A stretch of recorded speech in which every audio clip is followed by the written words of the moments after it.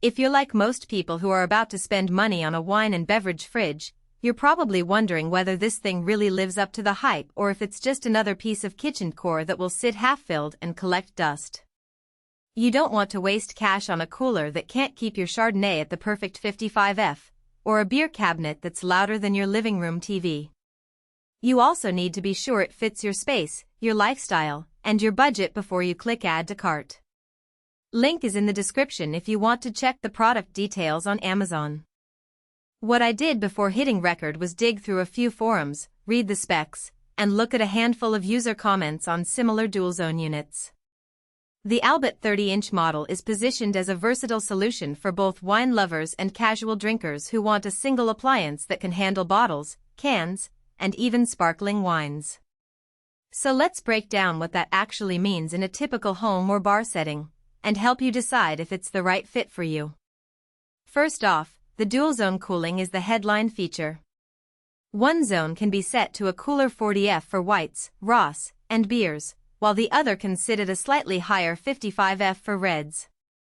In practice, that means you could store a case of craft beers on the lower side and keep that bottle of Pinot Noir at its ideal temperature on the upper side, all without having to shuffle bottles around.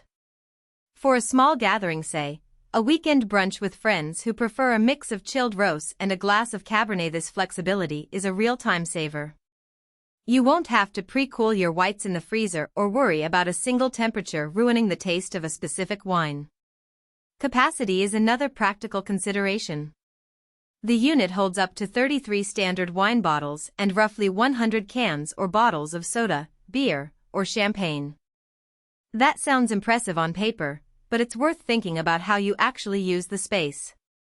If you're the type who buys a few bottles a month and occasionally picks up a case of craft beer, the 33-bottle limit will feel generous. However, if you're a serious collector with a growing cellar, you might quickly hit the 33-bottle ceiling and need a second unit. On the other side, the 100-can capacity is handy for a home bar that frequently stocks a variety of mixed drinks. I've seen people use the lower zone for a party drawer of cans and even store soda for kids, which turns the fridge into a dual-purpose beverage hub. One of the biggest concerns people have with larger appliances is noise. The Albott advertises quiet operation, and in my testing it lived up to that claim. The compressor hums at a level comparable to a modern dishwasher on a low cycle.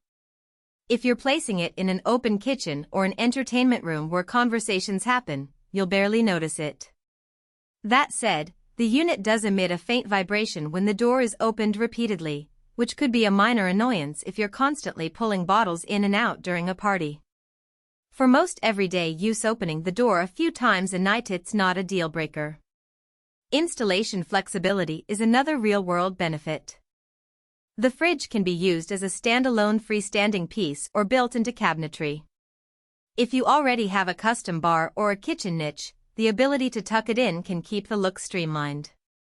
The dimensions, 30 inches wide, 70 inches tall, fit comfortably under most standard countertops, but you'll want to measure the clearances yourself because the rear ventilation needs at least a few inches of space. I've seen a few buyers regret not accounting for that, ending up with a unit that runs a bit hotter because the vents are blocked. Now, who should consider buying this and who should walk away? If you're a casual wine enthusiast who enjoys a bottle or two on a weekend and wants the convenience of having a few beers chilled at the same time, this fridge offers a solid middle ground. It's especially appealing for small home bars, apartments, or anyone who wants a designated spot for both wine and mixed drinks without investing in two separate appliances. The dual zone means you won't have to compromise on temperature, and the capacity is plenty for entertaining a modest crowd. On the flip side, if you're a serious cellar owner with a collection that runs into the hundreds, the 33-bottle limit will feel restrictive.